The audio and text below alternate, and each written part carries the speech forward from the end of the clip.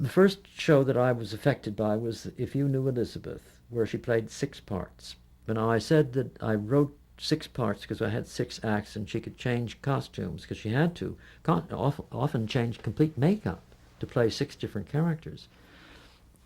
Even so, it was impossible to do. So they taped some of the scenes so that Claire Trevor could have 5 or 10 minutes off the. And that was the first time I ever knew about tape, and certainly the first time I ever saw it used. But some of the scenes were taped ahead of time, and of course that was signs of things to come. Because if you could do it with a few scenes, why not do it with all the scenes? Which is what eventually, a very short time, happened. Was it frustrating? Did it lose that edge and excitement? I always thought so, but you see, as I said, when we did All the Way Home live 10 or 12 years ago, whenever it was, the audience didn't know that. And they didn't get any edge. They didn't get any sense of spontaneity. They didn't get any sense of, it's all happening now. It meant nothing to them, nothing.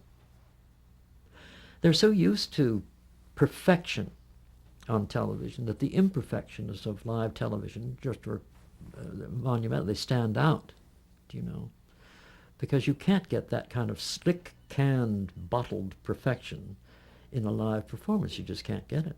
How did the videotape affect performances by actors that had been doing live dramas all this time? Well, I think most of them welcomed it. I really think so. I know an actress like Claire Trevor certainly did, because she's used to doing movies. She had done some live television, and she was a trooper. I tell you, there's nothing like a good trooper in live television, because they don't come hell or high water. They see you through. And those are the ones you remember. As much as I loved Kim Stanley, she was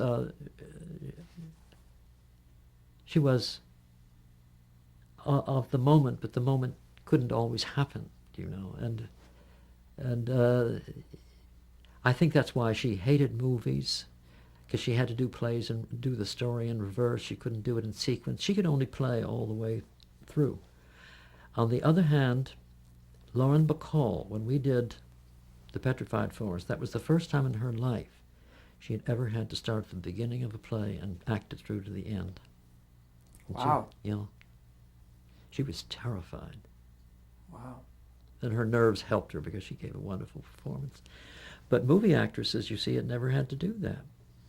I think it was J.P. Miller who said that once the shows were filmed, it almost made the writer less important.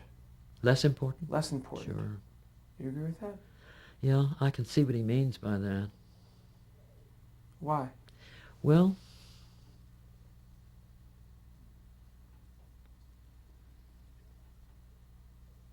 but I guess what it is by the time it is filmed, his work is done. There's nothing more that he can do. Whereas with live, something you could do up until the last dress rehearsal, as we often did. We often did work after the dress rehearsal. As I told you about when poor E.G. took over Anne Frances's line. So you worked up until the very moment of peace in the control room that I'm talking about. And you also felt a part of it until the very end. If it's filmed, you don't feel a part of it anymore. That's why you do a movie, and I only did 2 movies, but they both played the Radio City Music Hall, and by the time I got to the music hall, it wasn't mine anymore.